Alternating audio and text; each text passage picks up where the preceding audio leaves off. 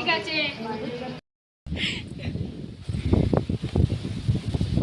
আমি এটা রেকর্ড করছি। I can feel your body resting on my chest. Hey guys, welcome to new blog. তো অনেকদিন পর একটা ব্লগ শ্যুট করছি আজকে। তো আজকে হচ্ছে রবিবার। তো আজকে হচ্ছে আমার মা দিদা ওরা সবাই যাবে হচ্ছে তারকেশ্বর। আমার যাওয়ার কথা ছিল বাট আমি যাবো না। তো এই যে আমার মা এখানে রেডি হচ্ছে, আর মাকে দিতে যাবো এখন ট্রেন না স্টেশনে দিতে যাবো। তো চলো আজকে তোমাদের সাথে শেয়ার করবো, গোটা ব্লগটা দেখতে থাকো।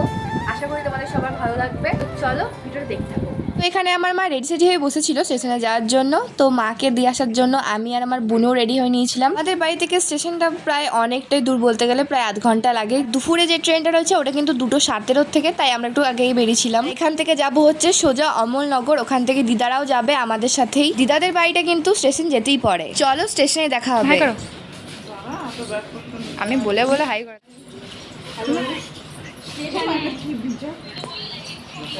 সবাইকে দেখানোর পর স্টেশনটা তোমাদের একটু দেখে নিলাম। আর আমার স্টেশনে ভিডিও করতে বিরাট ভয় লাগছিল, আগেরবার পুলিশে বকেছিল আমাকে। এখানে অনেক ভয়ে আমি ভিডিওটা করছিলাম। আর এখানে মোট যাবে হচ্ছে 6জন। আর এখানে স্টেশনে একটা গান বাজছিল, শোনাই তোমাদের।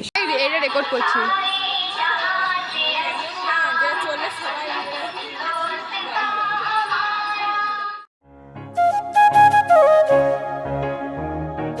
Resting on my chest.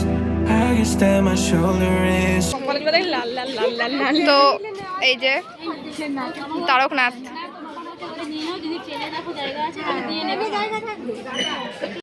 তারপরে কিন্তু ট্রেনটা চলেও এলো। এবার এদেরকে বস করিয়ে কিছুক্ষণ বসবো ট্রেনটা ছাড়ার পর। তারপরে কিন্তু আমরা বাড়ি যাব। যেই টাইমে ট্রেনটা ছাড়ার কথা ছিল সেই টাইমে না ছেড়ে প্রায় 3:30টার সময় ট্রেনটা ছেড়েছে। ওয়াইচন্ডিতে কোনো তার ছিঁড়ে গেছিলো, তার জন্য কিন্তু ট্রেনটা ছাড়তে লেট করেছে। গাইস, মা তো মাই হয়। তো এখানে কিন্তু 2 প্যাকেট এগুলো কি বলে জানি না, এগুলো কিনে দিয়েছে খাওয়ার জন্য। তারপরে বেশ কিছুক্ষণ এখানে স্টেশনে কিন্তু বসেছিলাম। তো ভিডিওটা এত দূর কেমন লাগলো অবশ্যই কমেন্টে জানিও।